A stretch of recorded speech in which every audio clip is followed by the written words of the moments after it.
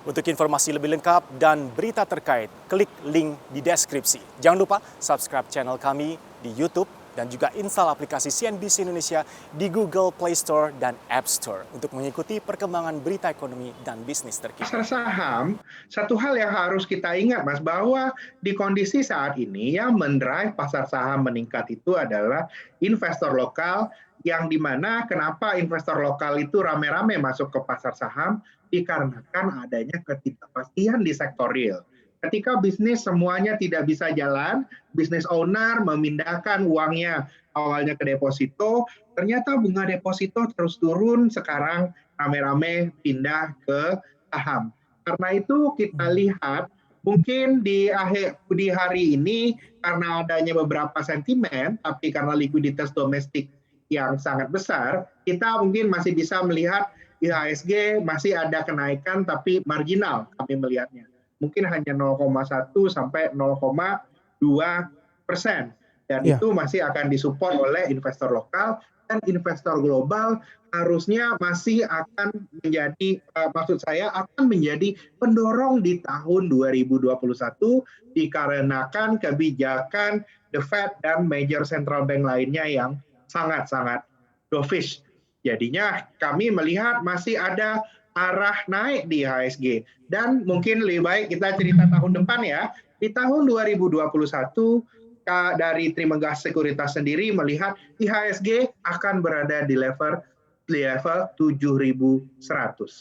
Wah, tinggi sekali ya Mas ya, confident sekali, 7.100 bahkan. Jadi tidak masalah kalau tutup tahun kita bertahan di zona 6 ribuan, tapi nanti akan segera melejit untuk semester pertama paling tidak ya 2021 sampai ke level 7.100-an dari Trimegah Sekuritas sekali lagi.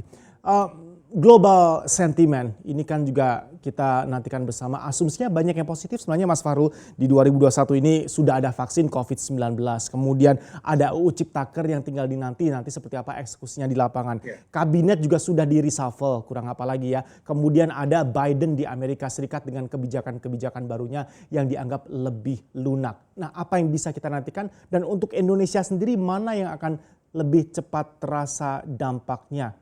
Karena ada kekhawatiran baru lagi Mas Fahrul mengenai mutasi baru, jenis varian baru dari COVID-19.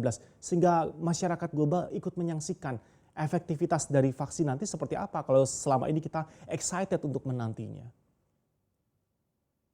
Iya, kalau sama-sama kita ketahui bahwa dalam 1 bulan terakhir itu lebih banyak kisah-kisah positif yang untuk pasar keuangan, dan kisah negatifnya itu lebih banyak datang dari ekspektasi vaksin dan adanya mutasi COVID-19 yang baru. Kalau di sini kami melihatnya di tahun 2021 sebenarnya kalau untuk terkait sentimen COVID belum akan terlalu berubah dibandingkan tahun 2020. Karena bagaimanapun untuk pemberian vaksin dan melihat efektivitasnya, bersamaan juga adanya mutasi baru, tentunya itu butuh waktu. Dan memang satu hal yang ingin kita sampaikan kepada partisipan dari pasar keuangan Indonesia, hal yang mendrive pasar keuangan di akhir tahun 2020 dan akan berlanjut sampai tahun 2021, paling tidak sampai pertengahannya, itu adalah kondisi over likuiditas dan karena tidak adanya prospek yang benar-benar bagus di sektor real. Ini adalah ironi yang sudah dihadapi oleh pasar keuangan semenjak major central bank itu mengintroduce quantitative easing. Jadinya kondisi menariknya itu adalah ketika ekonomi cenderung masih nelangsa seperti sekarang, uang akan pindah ke sektor keuangannya naik banyak, tapi underlying real sektornya itu tidak terlalu kuat.